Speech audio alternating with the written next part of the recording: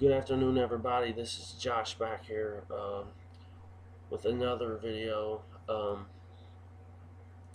Today's video is we're going to talk about an event that took place in the NWA right before WCW. They became WCW. It is a Chi-Town Rumble '89. Um, it's an awesome event. I really enjoyed this event, and we're going to review it today. Um, it's an event that I kind of slept on. The Ric Flair Steamboat match is the main event there. I've seen a lot of times. But overall, there were a lot of great matches on this card. And today, we're going to get right into the matches. I'm going to do a review on it, give my thoughts and my opinions on the event.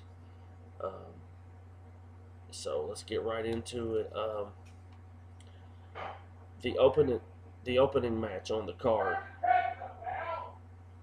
was um, Michael Hayes and was Russian Michael Hayes versus the Russian Nightmare number one. Excuse me for my loss. There's something going on downstairs. I don't know what. My thoughts on this match. For a match that you're going to have on the card to open up the show, it was not that great. It really wasn't that entertaining to me personally. I'm not trying to hate on Michael Hayes, but for Michael Hayes to carry someone through this match, I really wasn't into it. I really got lost in it, and I felt it was really very long, way too long than what it should have been. Um, Overall, I gave the match 2.5 stars out of 5. Um, that's what I got on my paper here. Um, the second match of the night was Butch Reed with Hiro Matsuda versus Sting.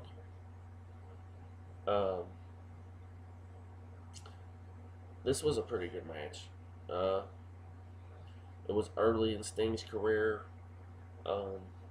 Butch Reed, he'd been around. He had been in Mid-South, WWE. A lot of people don't know that. I know some of y'all heard the story, but Butch Reed was supposed to actually have a run with the Intercontinental title, and he didn't show up. And I believe Honky Tonk Man or Warrior, one of them, ended up with the belt. But that's a story for another day. Let's talk about this match: Sting versus Butch Reed. Very good match. I thought these two guys mixed very well with each other. I've always thought that Butch Reed was an underrated guy. But I really enjoyed the match. It went back and forth, non-stop action. Sting picks up the win over Butch Reed, and they continue to fight after the match. The end of the match is pretty cool. Like, Butch Reed is on top of Sting and some sort of small package, and he has the ropes for the 1 and 2, and then Sting reverses it and beats Butch Reed 1, 2, 3. But I gave this 3.5 stars out of 5. I thought it was a really good match. Then the next match is we have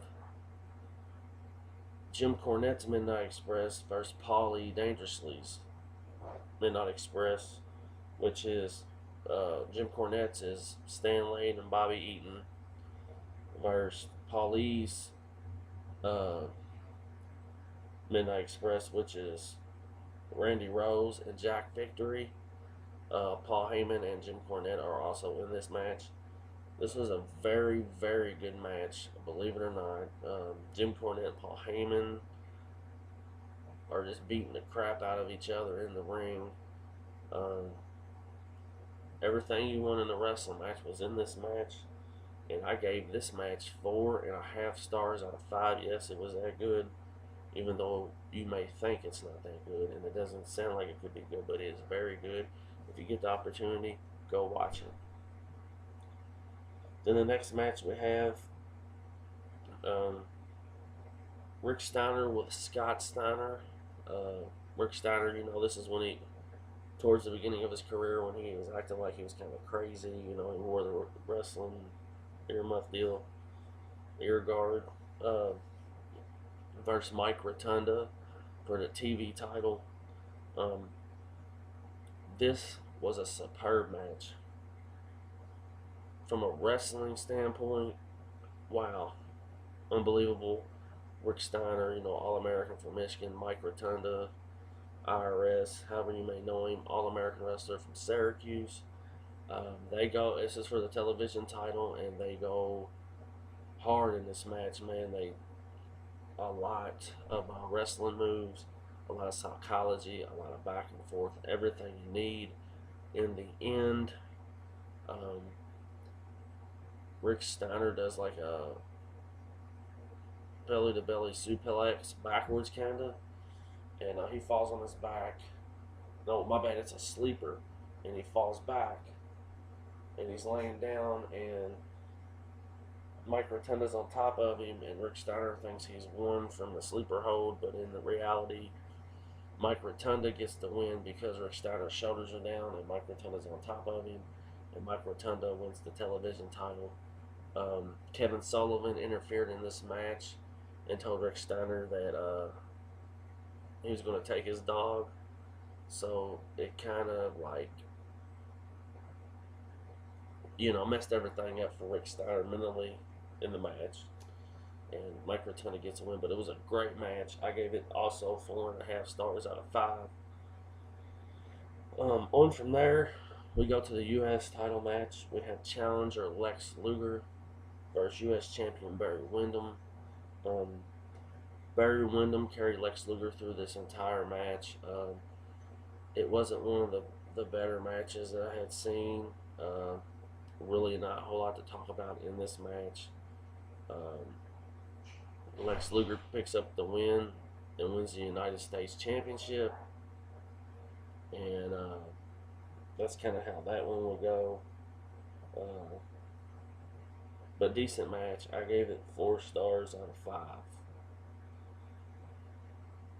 Then we have the tag team match. Kevin Sullivan, Dr. Death Steve Williams, the Varsity Club versus the Road Warriors. This was a decent match. I thought it was going to be better than it was. The Road Warriors weren't the greatest workers in the world. Neither was Dr. Death Steve Williams at this time. Kevin Sullivan was a decent wrestler, but it was a lot of high impact moves. Wasn't really a long match.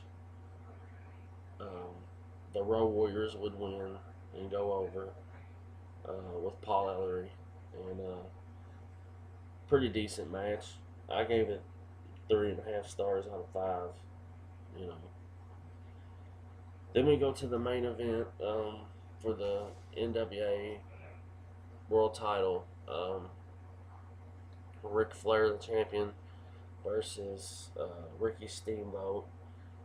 This was very funny. Like the promos before the match, they have Ricky Steamboat and his wife and his little 1-year-old, and Ricky Steamboat's trying to do a promo with the announcer, and he has his child in his hand, and the child keeps taking the microphone and he keeps trying to eat it and all kinds of stuff. But it was cool how Ricky Steamboat kept his composure. He kind of put his hand on his child's hand and kept up with the promo.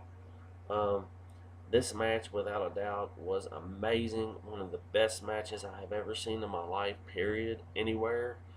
We know this is where Ricky Steamboat wins the world title from Ric Flair. Many people have seen this match over and over and over. I've seen it a lot of times. But it's a match that I could keep watching over and over and over because that's how great it was. Ric Flair back then was a competitor. Ricky Steamboat, awesome. Both really great workers. And anytime you have two guys that have a passion for pro wrestling like they did and work their craft and get in the ring, it's going to mean for good things. If you've never in your life seen Chi-Town Rumble 89, definitely go pick it up somewhere. Get it on VHS. If you can find it on DVD like I got it, go pick it up because it's a great event. And for any of you new school fans that want to see really, really good wrestling, definitely go check it out. The Chi-Town Rumble 1989. This has been a review. I'll have more reviews coming. Check in tonight after Raw. I will have a Raw review. I haven't done one in a long, long time, but I'm going to do one tonight. I haven't watched Raw in like 2 weeks, so that'll be cool. Keep subscribing and keep watching. Thanks, guys.